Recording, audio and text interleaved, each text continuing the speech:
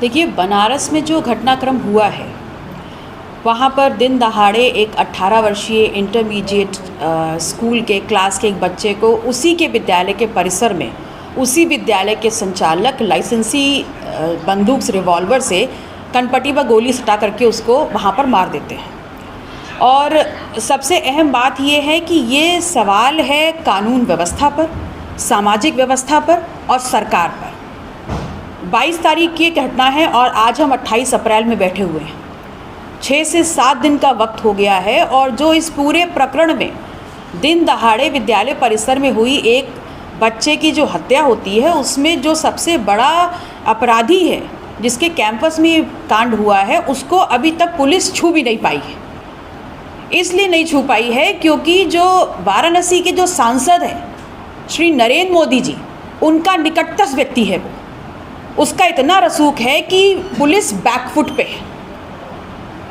तो ऐसे में ये सवाल जितना सरकार के लिए है, जितना कानून व्यवस्था के लिए, उतना समाज से के लिए भी है कि क्या ये जो ओबीसी समाज है, इसका वर्तमान और इसका भविष्य दिन दहाड़े हम अपनी आंखों से मरते हुए देखना चाहते हैं। जिस स्कूल में हम अपने बच्चे को पढ़ने के लिए भेजते हैं, वो घर की सीमा के बाहर का हमारा दूसरा घर होता है। अभिभावक निश्चिंत होते हैं, तो सवाल ये उठता है कि उस कैंपस के अंदर एक शस्त्र आया कैसे, किसने परमिट किया, क्या वो लाइसेंसी शस्त्र था, और अगर था तो क्या उसको जब्त कर लिया गया है, किसके नाम पर है। ये तमाम सवाल हैं जिसके नाम पर चर्चा होनी चाहिए और जिस पे सवालिया निशान खड़े करते हुए, विवेचना करते हुए, जो इसमें मुख्य जो आरोपी है और जो इस पूरे घटनाक्रम के जो सूत्रधार हैं, उन सभी को अब तक जेल में होना चाहिए था। जो सरेआम खुले घूम रहे हैं, वो विद्यालय जहाँ पर ये घटनाक्रम हुआ है, क्या अब वो किसी भी दृष्टि से शिक्षा का मंदिर कहलाने लायक है? अगर ये कहीं और घटित होता और अगर सांसद का निकटस्थ होने की वजह से संरक्षण प्राप्त नहीं होता, तो अब तक वो बिल्डिंग धराशायी कर दी गई होती। लेकिन वो खुला घूम रहा है, उस पर कोई कार्रवाई नहीं हुई है। ये सवाल है हमारा।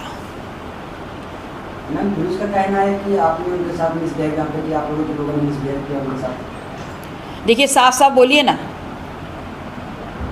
साफ साफ बोलिए ना। गाली दी गई है